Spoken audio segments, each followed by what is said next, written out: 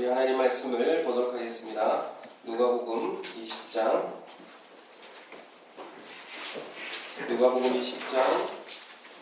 9절에서 18절까지 말씀을 우리 한 절씩 교독하도록 하겠습니다. 누가복음 20장 9절에서 18절까지 말씀을 우리 한 절씩 교독하는 방식으로 읽도록 하겠습니다.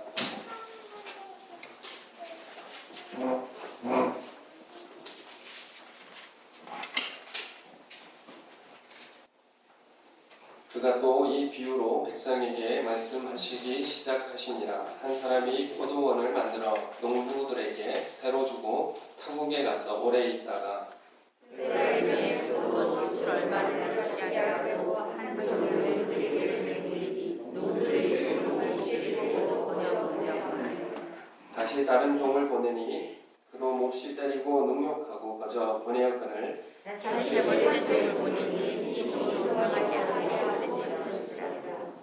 포도원 주인이 이르되 어찌할까 내 사랑하는 이들을 보내리니 그들이 혹 그는 존대하리라 하였더니 농부들이 이를 보고 서로 말하여 때에 이는 상속자니 죽이고 그 유산을 우리의 것으로 만들자. 포도원 밖에 내쫓아 죽였느니라. 그런즉 포도원 주인이 이 사람들을 어떻게 하겠느냐. 와서 문들을 지으라고 포도원을 다른 사람에게 주라 하시니 사람들이 받고 이르되 경계에 들지 말아지 하거늘 그들을 보시며 이르시되 그러면 기록된 바 건축자들의 버린 돌이 모퉁이의 머릿돌이 되었느니라 함이 어쩌미냐. 무릇이 돌 위에 떨어진 자는 깨어지겠고 이 돌이 사람 위에 떨어지면 그를 가루로 만들어 흩으리라 하시니라. 아멘. 반갑습니다. 우리 사이가 거리가 좀 멀긴 한데 앞뒤 좌우 손을 흔드시면서 사랑합니다, 축복합니다 인사를 했으면 좋겠습니다. 사랑합니다, 축복합니다. 반갑습니다. 이렇게 주일 오전 예배가 축소되거나 또 이렇게 이제 위축되어지는 것은 저도 처음인 것 같기도 하고요. 또 우리나라의 특별한 현상으로 우리에게 온 세계가 이런 현상에 이제 놓여 있는 것 같습니다.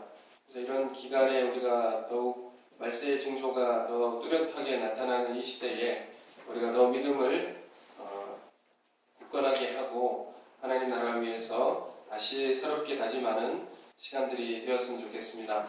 예배가 더 위축되거나 또한 하나님을 겸유하고 말씀을 사모하는 마음들이 더 사라지지 않도록 우리가 더욱더 기도하고 말씀 가운데 창념하는 그런 은혜가 있기를 예수님의 이름으로 소원합니다. 아멘. 오늘 이 비유의 말씀은 예수님께서 성전에 가셔서 날마다 가르치시는 그 일들을 통해서 성전의 지도자들, 유대 지도자들이 나와서 무슨 권위로 이런 말씀을 가르치느냐고 논쟁을 하였습니다. 그 이후에 이어지는 비유의 말씀으로 우리에게 그들에게 하시는 말씀이었습니다. 논쟁 이후에 이어지는 이 말씀은 결국 심판의 말씀이었습니다. 예수님께서 성전에서 날마다 말씀을 가르치고 복음을 전하니까 당신은 무슨 권위로 이런 일을 하느냐? 이 권위를 준 사람이 누구냐? 이렇게 따지고 질문을 했습니다. 그래서 예수님은 이 비유를 들어서 성전의 지도자들에게 대답을 하셨습니다. 9절에 보시면 우리가 잘 알고 있는 내용인데 한 사람이 포도원을 만들고 농부들에게 새로 주고 타국에 가서 오래 있다가 때가 되매 소출을 바치게 하려고 이제 종을 보내게 됩니다. 이 농부들은 말하자면 소작 농들이죠. 소작 농들이 이제 주인이 보낸 종을 이제 소출을 바치게 하였는데 그 종이 오자 종을 몹시 때리고 거저 보냈다 이렇게 말씀하고 있습니다. 여기서 거저 보냈다라고 하는 말은 가지고 있는 것까지 다 빼앗고 빈손으로 보냈다라는 그런 의미가 됩니다. 그래서 이들은 소작농들은 주인이 보낸 종을 다 빼앗고 능욕하고 몹시 때리고 빈손으로 돌려보낸 것입니다.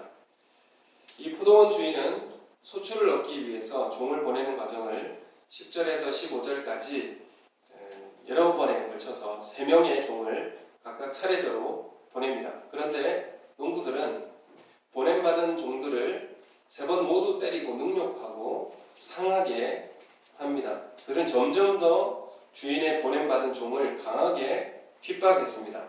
마침내 포도원 주인은 어떻게 합니까? 사랑하는 아들을 보내게 됩니다. 그렇지만 결국 그 사랑하는 그 아들도 악한 농부들은 죽이게 되는 것입니다. 주인은 모두 3번에 걸쳐서 사람들을 보냈습니다. 당시 유대인의 법에 의하면 지주가 연속으로 3년간 소작인에게 지주의 몫을 받아가지 않으면 소작인들이 포도원의 주인이 소유주가 될 수가 있는 법이 있었습니다. 그래서 이 당시 전쟁이나 병으로 죽는 경우가 많았기 때문에 지주가 이렇게 사망한 경우에는 소작인에게 그 지주의 몫을 요구하지 않는 경우가 있었습니다. 죽었으니까 요구할 수가 없게 되는 것이죠. 그래서 포도원을 소유한 자가 없을 경우에 그 포도원은 소작인의 소유가 되었습니다. 그래서 이 당시의 제도를 보면 주인이 자신의 소유를 주장하기 위해서 3년 내에는 반드시 이 소작료를 받아야 하겠습니다.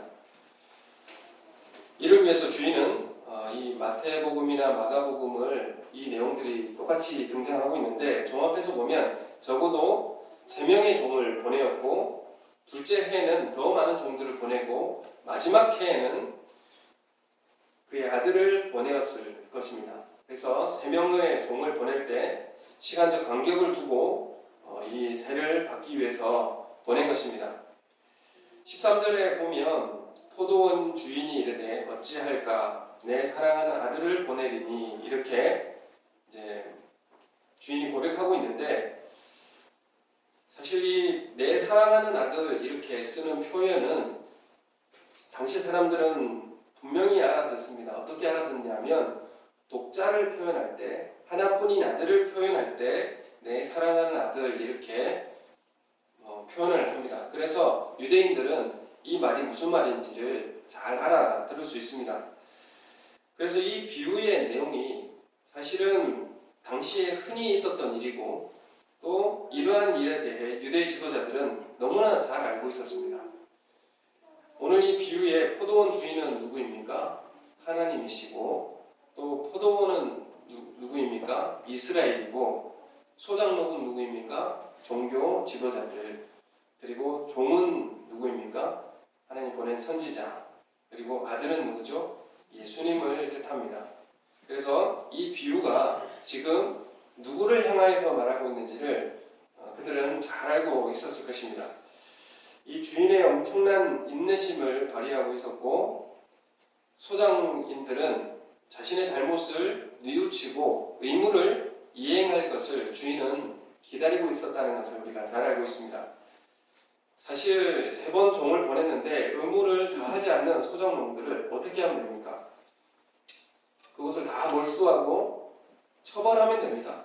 그렇게 하면 돼요. 그런데 이 주인은 어떻게 합니까? 어떻게 할까? 이렇게 고민합니다. 사실 이 고민 가운데서 우리는 하나님의 마음을 알 수가 있습니다. 여러분 이 3번 종을 보냈는데 이 정도로 했다면 다 몰수하고 법대로 다 처리하면 되는 문제입니다. 그러나 그렇지 않고 하나뿐인 사랑하는 아들을 보내게 되는 것입니다. 이것이 세상의 제국주의 나라와 하나님 나라의 다른 방식입니다. 세상의 제국주의의 방식은 그 땅을 몰수하고 법대로 처벌하면 됩니다.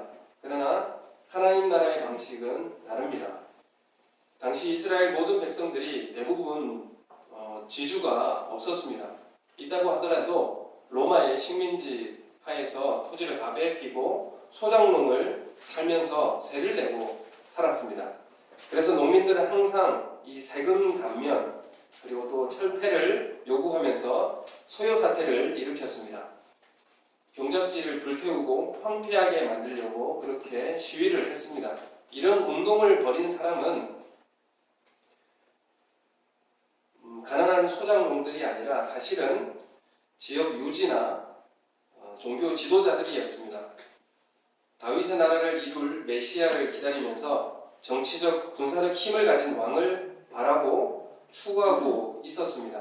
여전히 유대 지도자들은 힘과 권력을 가지고 빼앗고 착취하는 소장농들의 가면을 쓰고 땅의 진정한 주인인 하나님의 유업을 약탈해서 분배하는 강도였습니다. 실제로 이 모든 소요 사태나 이런 일들을 주도한 사람들은 누구냐 하면 정치 지도자들과 또는 종교 지도자들이었습니다. 그들이 이러한 세금 감면과 철폐를 요구하면서 소요 사태를 일으킨 것입니다. 그래서 3번의 큰 소요 사태가 있었고 진압되어지는 그런 어려움들도 겪게 되었습니다. 이 세를 낸다는 것은 어떤 의미가 있습니까? 세를 낸다는 것은 주인이 있다는 의미입니다. 그래서 주인이 자신의 독생자 아들을 보내었을 때에 소장농들은 어떻게 해야 합니까? 오늘 하나뿐인 아들을 보내었을 때에 이 소장농들은 어떻게 계획을 세우느냐 하면 첫 번째, 상속자를 죽이자. 그리고 두 번째는 포도원을 강탈하자. 그래서 결국 이 아들을 포도원 밖으로 내쫓고 외아들을 죽이게 되는 것입니다. 여러분, 이 유대인들이 하는 방식은 힘을 축적하고 또 재물과 소유와 탐욕으로 자신을 채우는 방식으로 하는 것입니다. 그들 또한 세상의 제국주의와 같은 모습으로 힘을 추구하고 능력을 갖추고 성공을 추구하고 또 지기 싫은 그런 마음이 그 마음 가운데 있었습니다. 앞서서 저번 주에 말씀드렸듯이 빼앗아야 안심이 되는, 편을 가르고 많은 조직 가운데 있어야만 안심할 수 있는 그런 삶을 사는 것입니다. 오늘 이 비유에서 주인이 보낸 종들 중 마지막에 이제 포도원 주인이 보낸 종들 중에 마지막 이 선지자라고 하는 사람이 누구이겠습니까? 세례 요한도 이 마지막 선지자 중에 한 사람입니다. 그래서 예수님은 이 유대 지도자들에게 간접적으로 그 종을, 마지막 종을 누구로 보냈냐면 세례 요한을 보냈다는 것을 간접적으로 지금 대답을 하고 있는 것입니다. 세례 요한에게 찾아와 많은 사람들이 우리가 무엇을 할까요? 라고 세례 요한에게 질문을 했어요. 그때에 세례 요한은 뭐라고 답을 해주냐면 옷 2벌 있는 자는 옷 없는 자에게 주고 먹을 것을 나누어 주고 세리에게는 뭐라고 합니까? 부과된 것 외에는 거두지 말고 또 군인들에게는 뭐라고 합니까? 강탈하지 말고 거짓으로 고발하지 말고 받는 급료를 족한 줄로 알라고 실제적 삶, 회개의 삶을 말씀에 주어진 실제적 회개의 삶을 살라고 세례 요한은 강조를 했습니다. 이게 이제 첫 번째 세례 요한이 누구로부터 온 권위냐라고 하는 그런 예수님의 질문의 답이고, 두 번째 유대 지도자들이 예수님에게 무슨 권위로 가르치냐는 이 질문에 대해서도 예수님은 이 비유를 통해 답을 해주세요. 마지막에 보냄받은 이 주인의 아들은 바로 예수님을 뜻하는 것이죠. 그래서 이 보냄받은 예수님의 권위는 무엇입니까? 아버지의 권위에 아버지 하나님의 권위를 가지고 오는 이 아들이 되는 것입니다. 아버지의 권위로 말씀을 가르치고 복음을 전하는데, 이 권위를 가지고 말씀을 전하는데 유대 지도자들은 들으려고 하지 않습니다. 이 유대 지도자들은 무엇을 따졌습니까? 출신을 따지고 어느 계열인가를 따지고 결국 힘과 능력이 없어 보이는 예수님을 배척하는 것입니다. 예수님은 이렇게 유대 지도부의 질문에 답변을 하셨을 뿐만 아니라 그들이 예수님을 어떻게 하는지도 이 비유를 통해서 예언을 하고 있습니다. 앞서 보냄을 받은 선지자들을 홀대했던 것처럼 포도원 밖에 내어 쫓아 죽일 것입니다. 예수님은 이 농부들이 그 아들을 죽였다라고 말씀하신 다음에 포도원 주인이 그들을 어떻게 하겠느냐라고 예수님 다시 물으셨습니다. 이 16절의 말씀에 보면 와서 그 농부들을 진멸하고 포도원을 다른 사람들에게 주리라 하시니 사람들이 듣고 이르되 그렇게 되지 말아지이다 하거늘 이렇게 말합니다. 예수님께서 그 포도원 주인 아들을 내어쫓아 죽인 그 농부들을 어떻게 하는가 하면 진멸하고 포도원을 다른 사람에게 줄 것이다 이렇게 말하니까 그 유대 지도자들이 뭐라고 말합니까? 그렇게 되지 말아지이다 이렇게 말합니다. 이 말은 설마 그런 일이 있겠습니까? 또는 그렇게 되지 않기를 바랍니다. 이런 말로 지금 말하고 있습니다.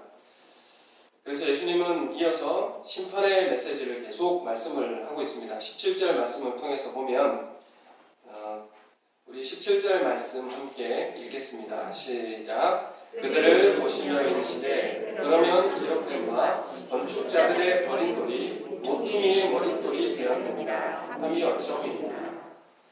이렇게 시편 118편 22절 말씀을 인용하여서 이때가 바로 심판의 때라는 사실을 말씀을 하고 있습니다. 건축자들의 버린 돌이 모퉁이의 머릿돌이 되었느니라. 아멘. 여러분, 이 건축가들이란 누구입니까? 누구를 뜻하고 있습니까? 지금 이스라엘의 지도부, 유대 지도자들을 말하고 있고 그들이 버린 돌은 누구입니까? 예수님입니다. 그래서 지금 이러한 심판의 메시지를 선언하고 있는 것입니다. 여러분, 지금 예수님께서 성전에서 무엇을 하고 계셨습니까? 말씀을 가르치시고 날마다 말씀을 증언하셨습니다. 하나님 나라의 복음을 전하셨어요. 그런데 이 예수님을 버린 것이죠. 왜 버렸습니까? 걸리니까요. 부딪히니까요. 이 돌이 방해가 되었으니까요. 그래서 유대 지도자들은 이 예수님을 버렸습니다. 돌이라고 하는 것이 참 의미가 있는데 돌은 구약 성경에서 아주 자주 나옵니다. 사실 돌이라고 하는 것은 변하지 않는 것이기 때문에 신뢰와 믿음을 상징했습니다. 하나님께서 특별한 역사를 이루셨을 때에 구약의 이스라엘 백성들은 뭘 했느냐면 큰 바위를 모아 세워두고 그것을 하나님의 하신 역사를 기억했습니다. 왜냐하면 바위는 변하지 않거든요. 오랜 세월이 지나도 바위는 변하지 않기 때문에 그 돌을 세워서 믿음과 신뢰를 또한 하나님 하신 일을 기억하려고 했습니다. 구약의 히브리어로 이 돌을 뭐라고 말하느냐 하면 에벤이라고 말합니다. 에벤이라고 하는 말이 돌이라는 의미인데 에벤에셀 잘 아시죠? 에벤이라고 할 때에 이건 돌이라는 뜻을 가지고 있는데 벤이라면 그런 어떤 의미가 있습니까? 벤은 아들이라는 의미입니다. 그래서 아부하고 벤하고 합쳐져서 에벤이 되는데 아부는 아버지이죠. 벤은 아들이잖아요. 그래서 에벤이면 아들이 의미가 있어요. 돌인데 그 나누어진 뜻에는 아들의 의미가 아버지 아들의 뜻이 있습니다. 그래서 그 에벤이라고 하는 것은 아들의 뜻이 담겨져 있어요. 그래서 돌의 의미인데 그 안에 아들이라는 뜻을 내포하고 있습니다. 하나님은 그래서 이 돌판에 무엇을 기록하여 주셨죠? 말씀을 기록하여 주셨습니다. 모세를 통하여 이 돌판에 말씀을 새겨주셨고 야곱은 뭘 베고 잤습니까? 돌을 베고 잤죠. 돌을 베고 자고 그 가운데 하나님을 만나고 하늘을 경험했어요. 그 다음에 그 돌에 무엇을 붓습니까? 기름을 붓고 이 돌이 하나님의 집이 될 것입니다 라고 선언해요. 이 돌이 하나님의 집이 될 것입니다. 이렇게 고백합니다. 예수님은 이 베드로의 고백을 듣습니다. 이 베드로라고 하는 반석의 의미가 있죠. 베드로, 너는 베드로라. 내가 이 반석 위에 내 교회를 세우리니 이렇게 말씀하고 음부의 권세가 이기지 못하리라 이렇게 말씀합니다. 그래서 베드로도 이 반석의 의미고 이 반석에 내가 교회를 세울 것이다. 여러분, 이 돌이라고 하는 의미가 여러 곳에서 다양하게 나타나고 있습니다. 예수님은 이 버림받은 돌이 될 것이라고 말씀하고 이 돌이 버림받았지만은 어떻게 될 것을 말씀하고 있습니까? 모퉁이의 돌이 될 것을 말씀하고 있습니다.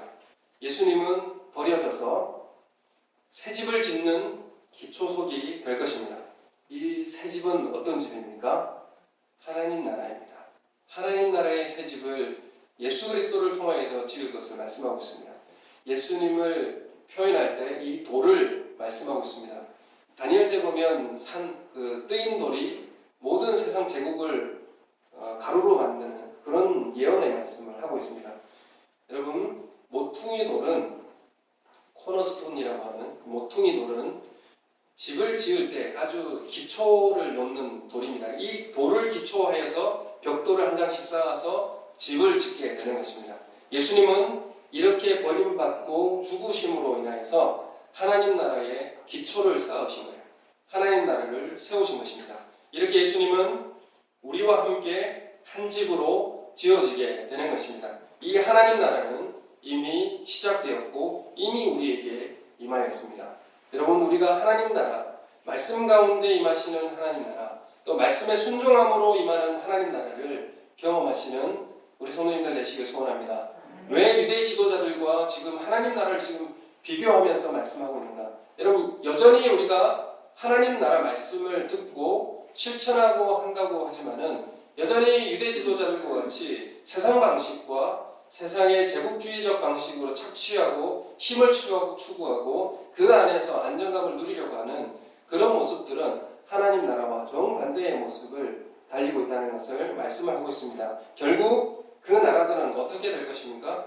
하나님 나라는 그 세상의 제국주의적 나라들을 다 부서뜨릴 것입니다. 18절 말씀에 보면 무릇 이 돌 위에 떨어지는 자는 깨어지겠고 이 돌이 사람 위에 떨어지면 그를 가루로 만들어 흩으리라 하십니다.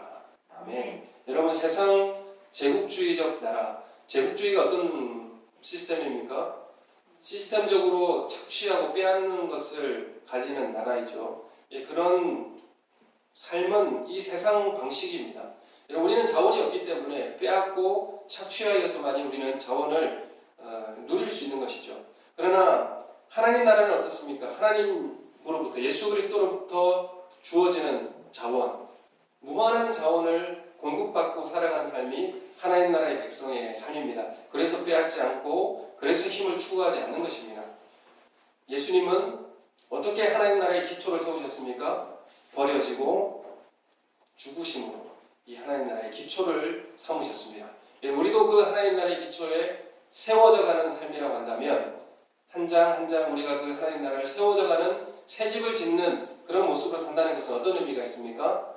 예수님께서 성전에서 무엇을 가르치셨습니까? 날마다 말씀을 가르치시고 그 말씀을 통하여 실천함으로 인하여서 우리는 그 하나님 나라가 우리 가운데 임하고 우리도 그 한 장 한 장 하나님 나라를 세워가는 일에 참여하게 되는 것입니다. 여러분, 우리가 이 예수님으로부터 세워지는 이 새 건물 하나님 나라는 어떤 것으로 대항할 수도 없고 지옥 권세도 무너뜨릴 수가 없습니다. 베드로전서 2장 7절 8절 말씀을 우리 함께 읽겠습니다. 시작. 그러므로 믿는 너희에게는 보배이나 믿지 아니하는 자에게는 건축자들이 버린 그 돌이 모퉁이의 머릿돌이 되고 또한 부딪히는 돌과 걸려 넘어지게 하는 바위가 되었다 했느니라. 그들이 말씀에 순종하지 아니하고 넘어지니 이는 그들을 이렇게 세우신 것이라. 아멘.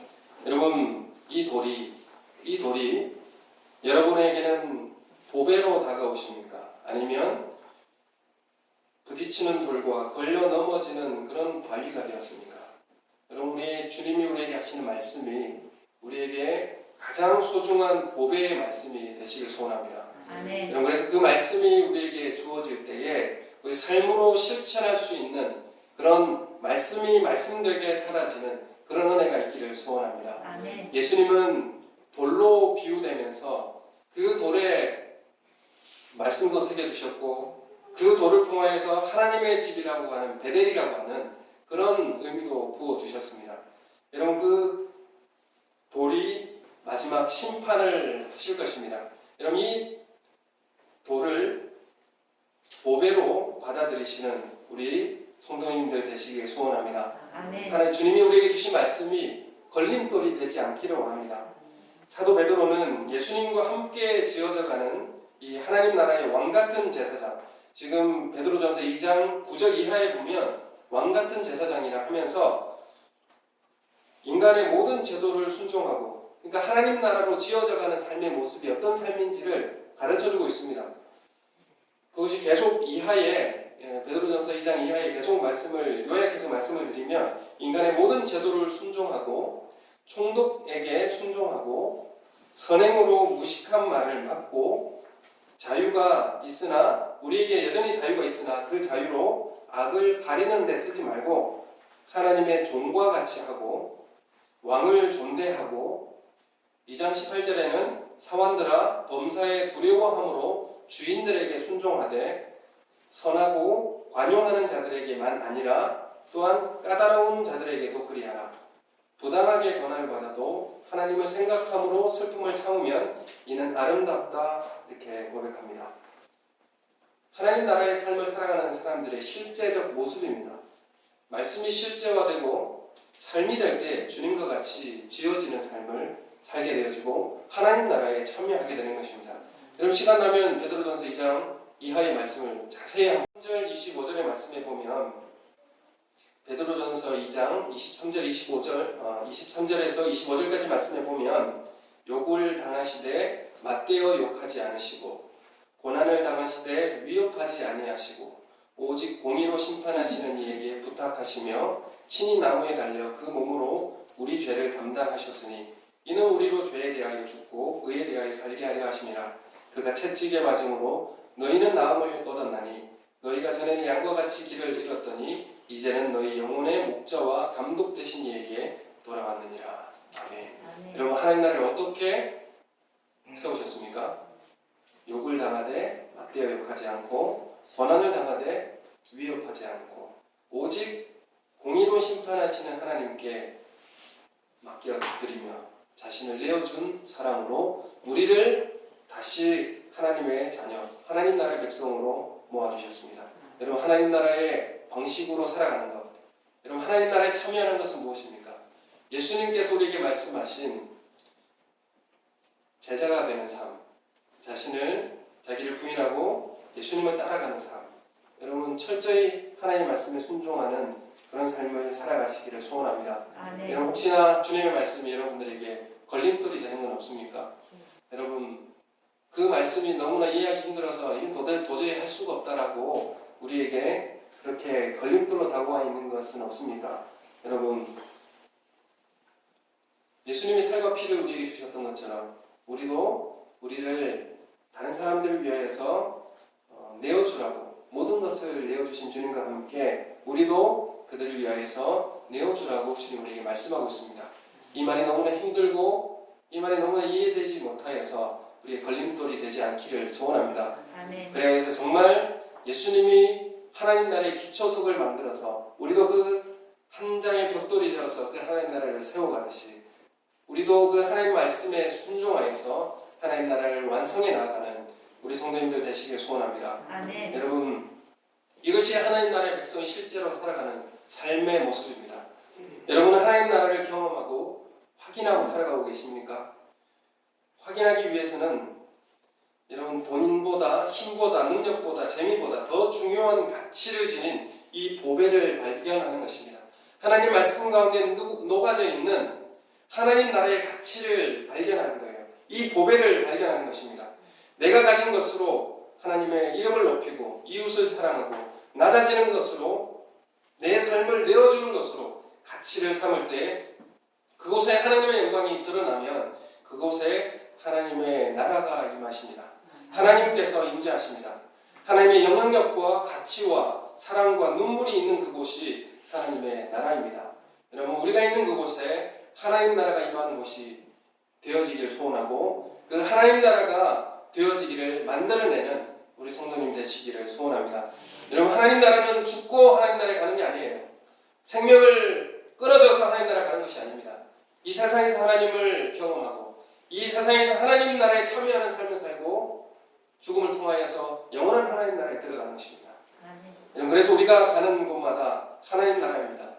하나님은 죽은 자의 하나님이 아니라 산자의 하나님이라고 말씀하셨습니다. 아브라함과 이삭과 야곱의 하나님이라고 말씀하셨어요. 이미 죽고 없는데 무슨 산자의 하나님입니까? 살아있기 때문에 아브라함과 이삭과 야곱의 하나님이라고 하는 것입니다. 그들이 하나님 안에 살아있습니다. 어떤 형태로 살아있는지는 잘 모릅니다. 그러나 살아있습니다. 우리가 육신을 입고 하나님과 더불어 사는 이 천국의 삶을 사는데 우리에게 어떻게 약속하셨느냐 하면 너희 육체적 삶이 끝난 후에도 나의 사랑 안에 너는 머물게 된다. 주님 우리에게 이렇게 약속하셨어요. 죽어도 우리는 하나님의 사랑에서 끊어지지 않습니다.